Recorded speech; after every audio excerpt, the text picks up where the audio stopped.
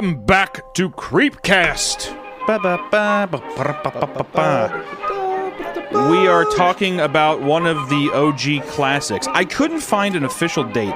There's been some speculation of when exactly this thing was live or whatever. I don't know. Today we're talking about Steamboat Willie.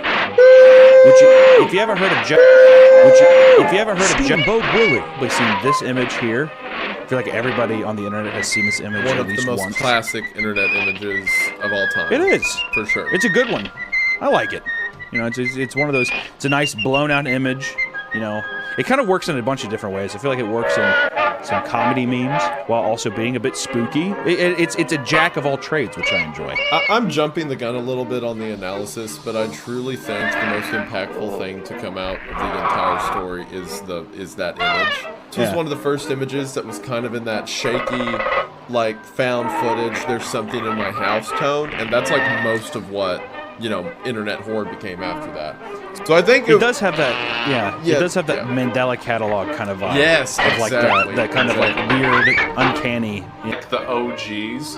I remember, I don't know if it was the first one. Honestly, Jeff the Killer might have been the first one I read. That or something like Laughing Jack.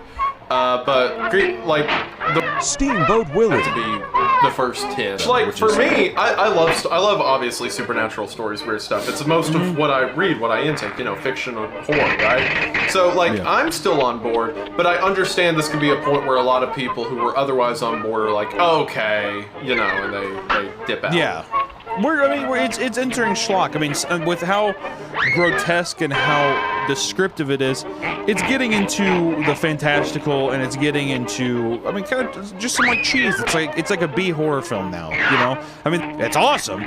That's brutal and fun in all the right ways. But it is, you know, it's a step of like it's a step between. It's the fun body horror aspect of a zombie film that you're waiting for. So. I enjoy it, but once again, we didn't get prepped for that thing, so we're stepping into kind of You just gotta know what you're getting into, but it's still fun. Sure. And with that, it keeps getting fun. Really, I don't want to be this kind of guy, but I do feel like it is just as bad. That's just me, though. All right? People might have their own experiences. But I just wish there was a little more character building there. Is that a huge negative? Not at all, but that's just where my mind is at right now. I'll give you that. The story, to me, it breaks it at some parts, especially later when there's so many quotes and stuff like that. Sure.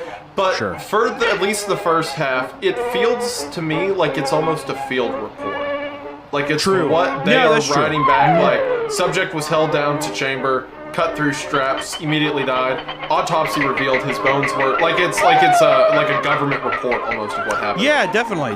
It breaks that later in the story, but for the first part, that's kind of the thought it brings to mind. Yeah, well, see, I love that. I love stories like that. You get a lot of that stuff with like sailors or like a lot of like H.P. Lovecraft stuff. Where it's sailors talking about things that are happening on specific days of their vessel or whatever. Yeah. I love that. I love that stuff. It makes it feel much more formal, and also how informal it gets also shows like how crazy things have gotten. It's just a really fun narrative device to use. Yeah, this still works. It's still cool. It may get lame in a bit. As a matter of fact, it probably will. But right now, I'm still into it. This is great. I am too. But we're branching into like, even though we was reading it, I was like, okay, so he has this feeling of wanting to hurt somebody. So the first time he does it, it's an interesting way to maybe set up that the first time that you indulge yourself on these psychotic breaks is in self-defense. So in a way, even people around you are like, you had to do it. You know, it was self-defense. You had to do it. But no, it's like he's punished for it, but then he also defends himself again. And I thought it would be people give light and, like, make a positive out of him defending himself. Like, if anything, if you're going to go cliche with it, have the dad be like, you know, that's my boy, you know, beating his ass, whatever. You really gave it to him good, whatever, right? The masculine dad who's really, like, supportive of, you know, you're not violence a pussy. Or something. You know, you gotta, exactly. So then it's like he's rewarded for it until it goes too far. I get that. But also, I excuse it a little bit because what I think is happening in this story, I also want to clarify this could not be the original intent of the author, but I have a habit, especially when I was a kid, of making stories better in my head. Like for example, you remember in the original Terminator movie how everyone dunked on it because when Arnold's face gets ripped off, it just goes to like a plastic silicone mask?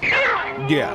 So I thought that was the scariest thing ever as a kid, because to me what happened there is when half of his face got ripped off, the machine was no longer dedicating resources to looking like a human.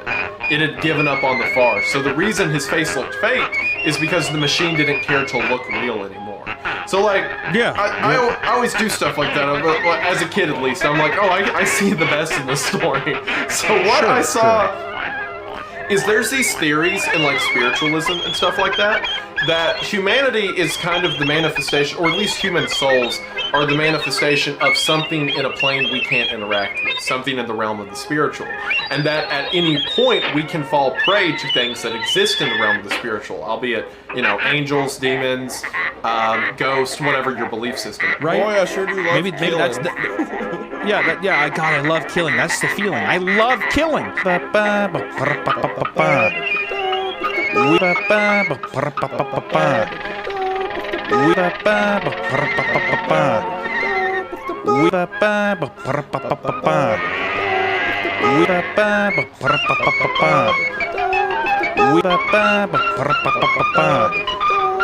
Let's go, baby.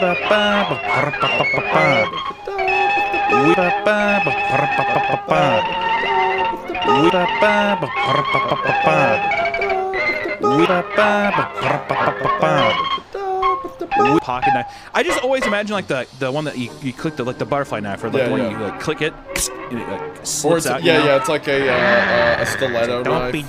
Yeah, exactly. Stiletto, exactly. One of those where it's just like, don't be screaming to nobody. You'll be sleeping with the fishes. You'll be sleeping with the fishes when I dice you up with my little knife. Literally a child. Not he's 12 years old. Man. Okay, all right. Does not have any hairs on his balls. He's just a prepubescent child, probably.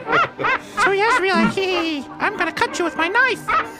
You sound like Mickey Mouse. It is Mickey Mouse. Every prepubescent boy sounds like Mickey Mouse. I digress. Go ahead. There's no room to complain. The whole spectrum was filled.